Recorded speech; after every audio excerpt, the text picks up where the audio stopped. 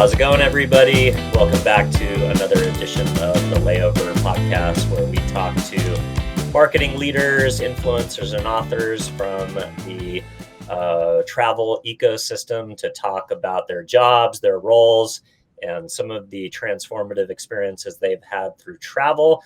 And most interestingly enough, to hear from companies and hear from marketing leaders like Michael here, who's joining us from Wyndham Resorts, who is the SVP of Loyalty and Partnerships. And he's going to tell us a little bit about how they are continuing to beef up the Wyndham Rewards program, make it more exciting and one of the best loyalty programs out there in the travel ecosystem. So, Mike, thanks so much for joining. Thank you for having me. Excited to be here. All right. So let's hop into maybe just a little bit of background. We have a lot of travel enthusiasts and a lot of travel marketers who tune into the show. So tell me a little bit about your origin story. Where'd you grow up? Where'd you go to school? What got you interested in getting into the travel industry? Yeah, sure. So I actually grew up in New York. Grew up in New York, played baseball all my life. Was actually debating going to various schools, but ended up being a homer. Went to NYU for my undergrad. And it actually, I started out my career outside of marketing in financial services. I started out my career in investment banking. And it was funny. It was my first real introduction to hotels. Since you traveled so much, you were on the road, and it started to pique my interest, right? It started to pique my interest of, well, what really created that affinity that, I had for the brand and my managing directors who really dictated where we stayed, right, at that point in my career. And so that was my first introduction to hospitality. Fast forward a couple years out of undergrad, I wanted to get into an industry much closer to the consumer. And serendipitously, a recruiter reached out from Starwood Hotels regarding a FP&A role, so finance as well. And I jumped at it. I was debating between taking that or going back to my MBA, and figured, heck, defer the admissions and see how I like it. And I kind of fell in love with the industry ever since. And so fast forward to Starwood, 6 months into my tenure there, I was asked to build out a revenue strategy team that grew to a global function until Marriott acquired us. And I was fortunate enough to have the opportunity to be asked to be part of the integration team that brought SPG and Marriott Rewards together, which is now Marriott Bonvoy. So tremendous experience to see two cultures so different from each other come together and work through that. And then afterwards, during that time, Dylan, my wife actually opened up her own bakery in the city. And it made me, it was great, and made me catch a small company bug. And so I actually left Marriott about 2 years into the integration. And I had the fortunate opportunity to join Sam Nazarian's SB Entertainment. And so they own everything from SLS, Mondrian, Delano, true lifestyle brand. Yeah, we've interviewed a former colleague of yours, Brian Terzi, who was now the chief commercial officer of AutoCamp, but I know he was over there as well. Yeah, hospitality is such a small world. It's kind of crazy how we all know each other in some way. And so I spent 2 years there, really doing everything under the sun, from helping improve their marketing strategy and go-to-market, as well as owner relations and time as a general manager at the field level. And what was great about that is I got a holistic experience about the business. And so it really helped me propel my understanding for not just what works for the enterprise, but what truly makes a consumer loyal to a brand. And Sam Nazarian's such a brand genius in terms of creating those brands and PR. And that ultimately led to, after Accor acquiring them, and fast forward, a couple of years after that, at a couple other smaller stints, Wyndham called me 4 years ago. And about a year into my current role as leading our Wyndham Rewards program, as well as partnerships. Awesome. So let's get into the news that you guys are announcing. So Wyndham is touting this really exciting loyalty and rewards program tied to travel points. and you guys are building out an auction marketplace where you can essentially not just get travel rewards for nights and hotels and stays with Wyndham, but you can actually then tap into this partner network for experiences. And you guys are also bringing new partners into this loyalty value chain where you can earn Wyndham points, but not just through staying at Wyndham properties. You can earn them most recently from ordering foods at partners like Applebee's. So, do you want to give me kind of an overview on the rewards platform, and then maybe share some of the key insights that you think consumers are going to be excited about getting involved? Yeah, sure. Wyndham Rewards has always been the differentiator for the program, has always been its generosity and simplicity. And we really wanted to, coming into 2025, build that momentum. And for us, what we found is we wanted to give our consumers the ability to earn points, even if they're not staying at our hotels. And partnerships like Applebee's is a perfect complementary partnership that allows us to have a dialogue and add value to our members' everyday lives in terms of being able to earn points outside of a stay. Another great partnership in our ecosystem is Viator. They have over 100,000 across the world, and for every dollar spent, you're in 10 points. The same as earn amount that you do with our hotel stays. And so really trying to build this, that even if you have one stay to give, Dylan, to the program, you still have the ability to build enough points to potentially get a free night, or to your point, leveraging our recently announced partnership at Madison Square Garden or Live Nation, a once in a lifetime opportunity to go to the sold out Van Warped Tour this summer in DC or California, or finally take the family to a concert at Madison Square Garden or New York Rangers game. And so really trying to add value, whether you're staying with a hotel or if you just want to have a local staycation wherever you live. Yeah, I love that. And tell me a little bit why you guys decided to add a auction element to it. I thought that was kind of interesting.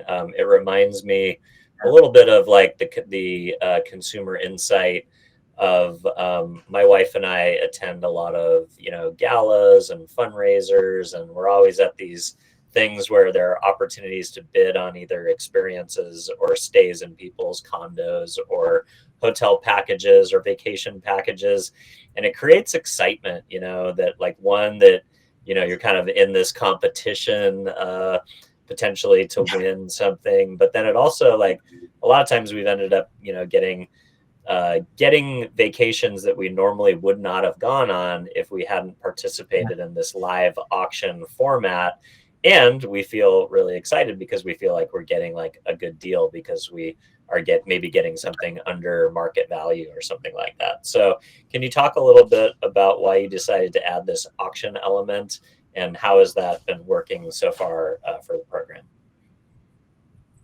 Sure. So May 19th at our owners conference, we announced Wyndham Rewards Experiences, which is our platform, our auction bidding platform, as well as redemption for all redemptions throughout our partnership ecosystem. And our goal for the auction aspect of the platform was really to drive engagement and two-way dialogue with our members. And what I mean by that is a perfect example of an incredible auction that we just closed about 2 weeks ago is a opportunity to participate in the Pro-Am at the Wyndham Championships in the last week of July. Going into it, it was in the last day we had almost 100 members bid for that. And what that allows us to do, and it went for 400,000 points. It was our highest price point event ever, but it really showed the affinity for those members to that, which we can then carry on as a loyalty program to ensure that every golf opportunity as we move forward, we can have that relevant engagement with those members to make sure that we're staying relevant to what your interests are. On the flip side to that, Dylan, what we also wanted to make sure, though, is our platform allows for fixed price redemptions at a lower price point to ensure that regardless of how many points you have, you can have a really memorable experience. And so one of those examples, I actually took advantage of this last year with my son, is 5,000 points allows you to throw out a first pitch at a minor league baseball game. And so I have and so I had at the time he was 4, he's 5. My son's 5, and I have a 1-year-old daughter. But to be 4 years old, stepping out on the field at a Brooklyn Cyclones game, having your name announced, and then coming off of that, he still talks about that to this day. And as a father, that's going to create the affinity to Wyndham Rewards, and ultimately why I keep coming back. And so really to drive that emotional connection is a big part of why we launched this platform.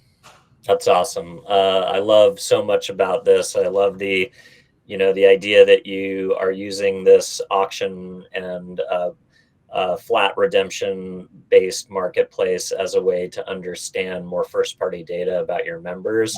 So then as you continue to roll out more rewards and more opportunities, you kind of see the folks that are most interested. You can kind of thin slice and customize opportunities based on that, which I think actually leads into one of my other questions quite organically.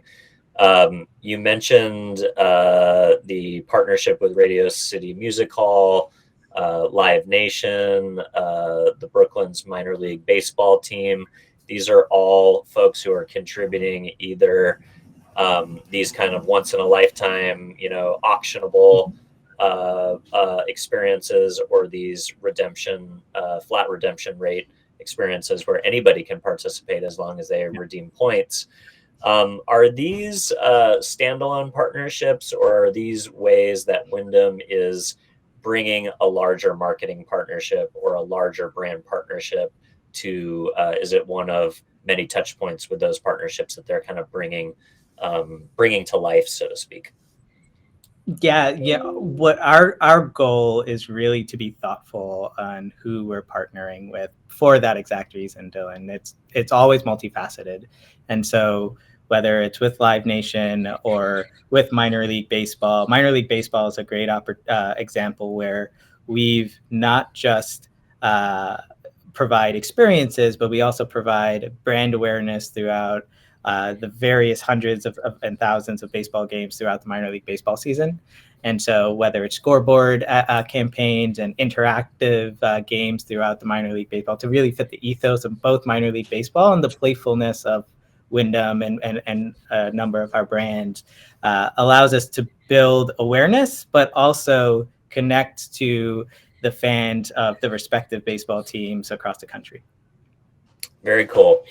So, I think it's really interesting also that you guys are tapping into this idea of experiences as an industry at large. You guys probably know this, but hotels are back to pre-pandemic occupancy rates. Airlines are also back, but the experiences side of the industry is actually up by 40%. So there's a lot of data that's coming in that shows millennials and Gen Z, they value travel over material possessions. They value experiences over,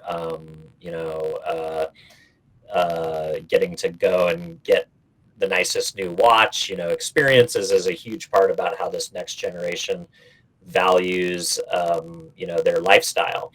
And I think it's really interesting that Wyndham is tapping into these lifestyle trends, like wellness, sustainability, loyalty culture.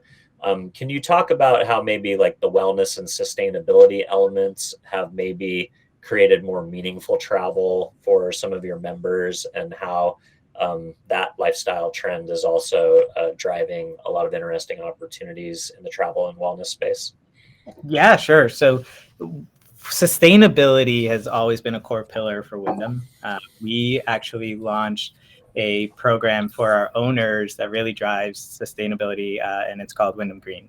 Wyndham Green really is a 5-tier program that allows our owners to, one, save money through sustainability efforts, but also provide a ability to really put sustainability at the heart of everything we do from a hotel operations standpoint. The flip side to that is also from a brand perspective, really focusing and doubling down where that matters. And we just partnered with Small Circle again, with Sam Nazarian on a brand HQ that we launched. And HQ has wellness as a core part of their brand ethos. And so their first hotel actually just launched with us in Antigua, Hodges Bay, which is probably on my bucket list for hopefully a family fit trip in the next 12 months. But Let's go. Really being, wellness at the heart of every hotel stay, whether it's spa, fitness. And so how do we continue to, and you'll see in the coming 6 to 12 months, how we'll partner with Sam and his team with the HQ and Wyndham relationship to really bring that to life for our consumers. Awesome. So you kind of answered this question already, because you've did the participatory elements with your son, and you've actually gone and redeemed one of these experiences yourself. And that was a quite memorable moment because it involves, kind of making a dream come true for your kid. So I was going to ask you to share, a favorite personal travel memory or moment that reflects the kind of experience that you hope Wyndham Rewards will continue to roll out. You've already done that, and you've already gone through an experience. But is there something else that you've done on your own travels personally that you think would make for an interesting future Wyndham Experience partnership? Yeah, I think it's sometimes getting down to the small things.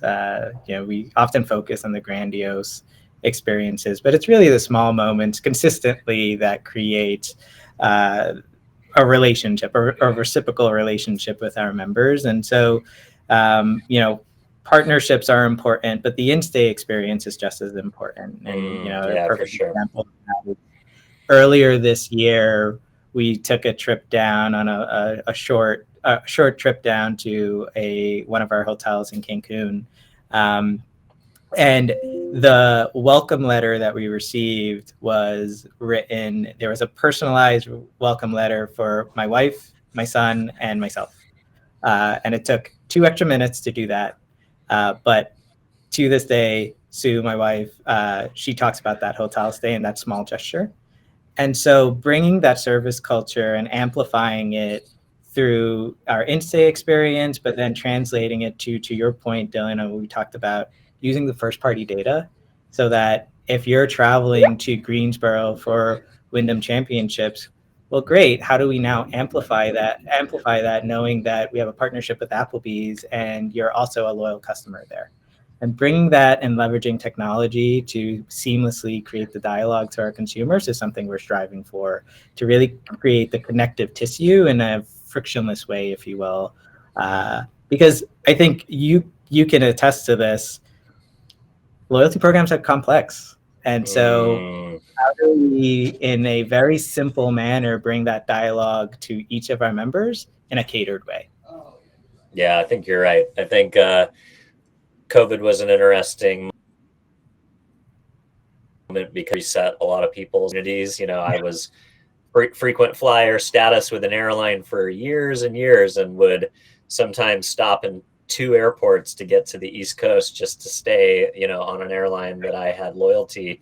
And when I lost that during COVID, it's kind of like put all these consumers on the board for brands to re-earn and re-win their loyalty. And I think you're right. So yeah, that's very interesting. Okay, so the Applebee's partnership, I think we've talked a little bit about it. You have mobile point earning. You also have free delivery to Wyndham Hotels. You talked about the first party data components, about really being able to target those consumers who are already fans of both brands. How important would you say, kind of culinary convenience is becoming? Low experiences, obviously, in resort, but yeah, I mean, a lot of times you get to a hotel, you get there maybe, past dining options, or you just want something similar to be able to, order for the kids that's familiar and close, quickly. So how important are these partnerships like Applebee's to enhance kind of the culinary options of guests, not only to the rewards program, but to hospitality and leisure in general? Yeah, I think culinary is just as important as the in-stay experience, right? And so it's something that we were focused on, especially with our portfolio, Dylan. If you look at the makeup of our portfolio, we have a lot of limited service hotels, which means there's not a restaurant at the hotel. And so how do we bring that convenience, even if we don't necessarily have an in-house kitchen for that room service? And Applebee's is a big part of it. This morning we just announced a partnership with Grubhub for free delivery opportunities.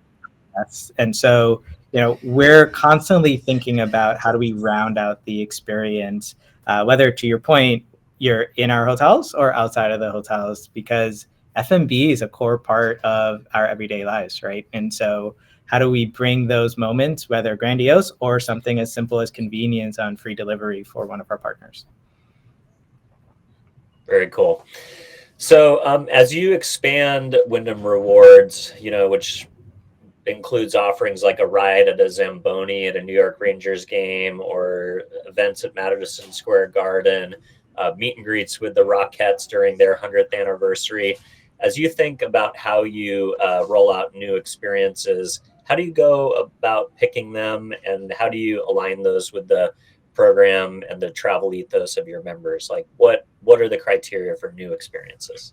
For us as a company with a loyalty program of over 117 million members, what we strive for is diversity of our partnerships. And so, culture is always going to be a core factor of what partners we decide upon. But F&B, and if we stick with culinary, is a perfect example of culinary partnerships are going to be meaningful. It's going to vary dependent on your persona. And so how do we now start to amplify and diversify our sports partnerships, our culinary partnerships, to meet the needs of every household income group, if you will, across our members? And so you'll see over the next year or two for us to really continue to amplify the diversification within those verticals, whether it's music, culinary, drama, or arts, and so on and so forth. Nice. So when travelers are comparing loyalty programs, what do you think is the most important aspect? Is it points and points optimization, personalization of the experience, familiarity with brand, or the experiential perks that we've been talking about? Yeah, I'm going to cheat and say all the above, Dylan. No, I think I think it's really the value of, and to be honest, I think it's the combination. It's what works for you and what type of traveler you are, right? And so it's the accessibility of the hotels. Do they have hotels in the footprint that you're looking for, or the destinations you travel to? But then two, it's great if you're earning points, but if the points are meaningless and it costs you 500,000 points to stay at a hotel, is it really valuable for the member? The redemption value. Yeah, sorry, go ahead.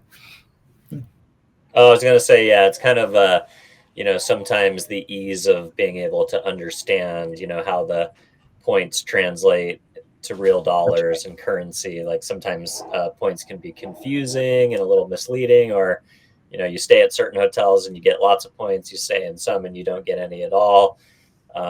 It's I think ease of understanding how it works almost is a huge value. And to that point, it's exactly why one of our core pillars of the program is simplicity. We're one of the few remaining large scale loyalty programs that have fixed redemptions. And so it's either 7,500, 15,000, or 30,000 points year round. There's no fluctuation. And so it really allows our members to plan and make the most of that redemption value. And a perfect example of that is our Wyndham Grand Clearwater down in Florida. It's 30,000 points, 365 days a year, even if it's at a $900 ADR a night in peak season. And so the redemption value is the best in the industry if you could plan ahead and really take advantage of those peak seasons at those fixed rates. Love it. All right, let's talk a little bit about your favorite travel experiences as a travel insider. What's the best trip that you've gone on in the last year? Oh, last year. I've with a 1-year-old, there hasn't been too many trips. No, but Oh yeah, but I yeah. will say my favorite trip in the last year has to be Wyndham Newport. So it was a road trip with a 1-year-old and a 5-year-old. Four, four, 4 hours to Rhode Island. But what I loved about it was how the personalized touches throughout the in-stay experience there. We received a pre-stay email from that hotel group. Asked They knew my son was coming. Asked what his snacks are. If you couldn't tell, Dylan, the way to my heart is through my kids, and so Yeah, yeah, I hear you. they asked his favorite snack was Cheez-Its. They somehow had Cheez-Its. It made his day, right? It wasn't the sweet. It wasn't that room upgrade that we got as a diamond member. It was the small things. And so to me, that was a great trip. And then also just the local environment of Newport is just a great town. Good culinary, near the beach. But I think if I could broaden it out before we had our 1-year-old, my favorite trip in the last 2 years was actually going to Wyndham Grand Clearwater in Florida. Great Ah, town. Tourism is growing there, but you have your beach location as well as you're close to the city for a ton of culinary and family events. So I highly recommend Clearwater if you haven't been there. awesome. Yeah, I love Florida. It's a great market, whether it's the Keys or Clearwater or Miami.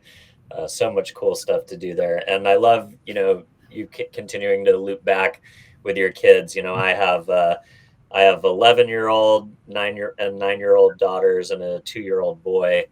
And I was just kind of kicking around some toys in the living room today, and I saw a stuffed animal that I remembered was given to us, and put in the room specifically for my daughters at a really great hotel. It's that personalized touch and that takeaway also that, every time I see that toy, I remember that trip, I remember that brand. There are other takeaways, whether it's slippers or robes or, a bottle opener that I stole from a hotel, that every time I open up a beer, in my kitchen, I think about that trip. So those mementos, I think, are important to think about. Like, how do you design that perfect thing, whether it's something that you give somebody or you incentivize them to take it from the room, or something that they'll bring home and always always remember your property and that hotel. So, okay, that's great. What trip are you most looking forward to as your kids get older, or you're able to travel far? If traveling with young children was not an impediment, what trip are you most looking forward to in the future? Yeah, for me, I've never been, and I'm almost ashamed to admit this, but I've never been to Japan, and so that's actually our first Ah, trip yeah. to Kyoto as well as Tokyo. We're actually planning for it. Hopefully next summer, we're gonna take that trip, and so really looking forward to it. I think the culture there, uh, I've heard remarkable things, and so I don't know. Have you been there, Dylan? Would love to hear your thoughts. I have not.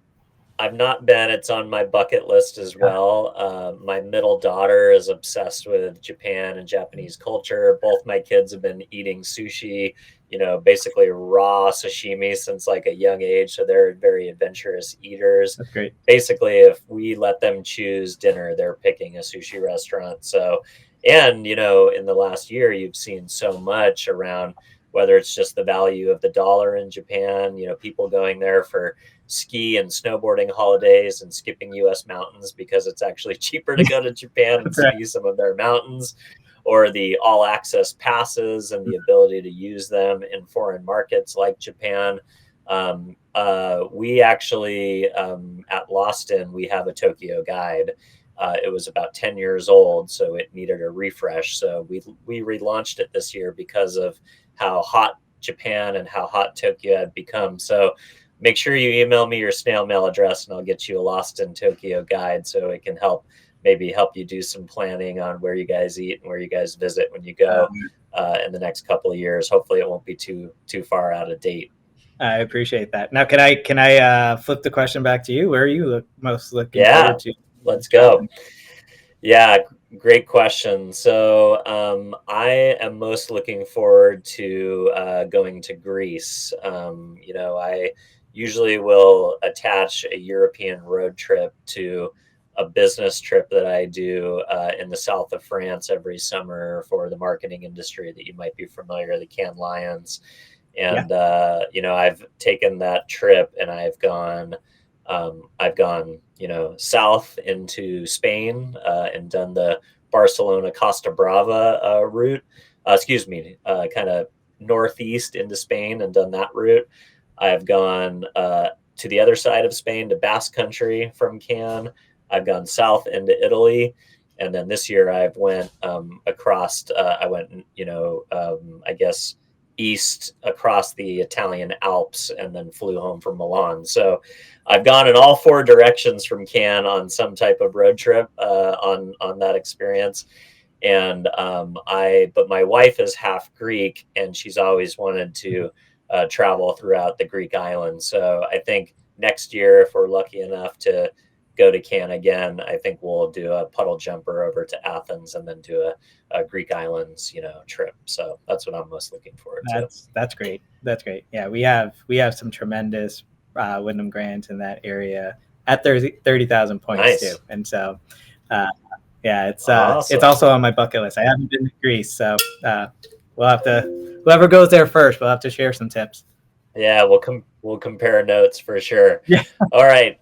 Last question before I ask you to point our listeners in the direction of how they can learn more about the program. What's been your most transformational travel experience? For me, I think it's probably earlier on in my life. And we took a trip to Istanbul and Cappadocia in Turkey. And I think, seeing the melting pot of cultures that made Istanbul what it is today really opened up in my mind the power of travel and why I fell in love, a core part of why I fell in love and was interested in hospitality. And seeing, I think that was probably one of the more pivotal or critical travel experiences I've seen, and the warmth of different cultures and how that kind of melted Mm, within Istanbul.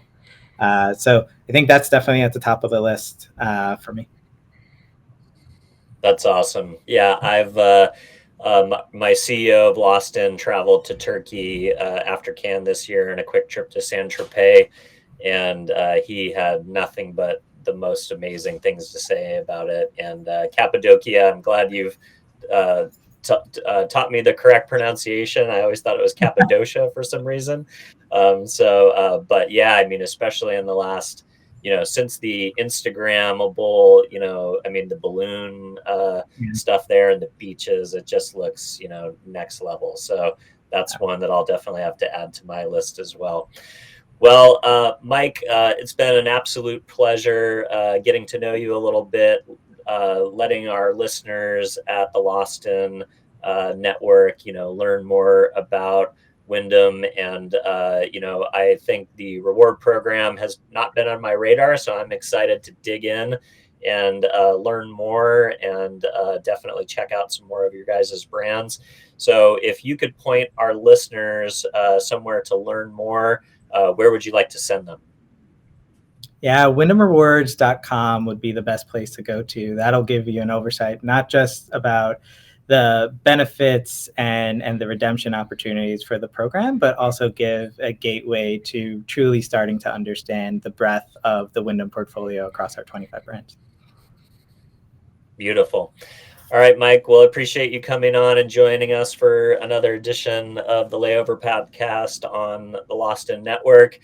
For those of you who are following along at home, if this is the first time you're seeing the show, don't forget to give us a subscribe or a follow so you can tune into weekly conversations with travel editors and people who write books about travel, marketing leaders, and travel insiders like Mike. Influencers who take us along on the journey and show us some of the most amazing locations that they've been in involved in. It is an absolutely exciting opportunity to find the next great travel location and experience. So don't forget to follow. If you give us an honest review, that's how we find a more organic audience. And then if you would potentially share the show with somebody who you think would be interested in learning more about some of the locations and some of the partnership opportunities that you can tune into and check out through the Wyndham Rewards program, I am definitely interested, and I can't wait to dig in and find out more. So thanks so much, everybody, for joining. Don't forget to give us a follow, and we will see you again this week. So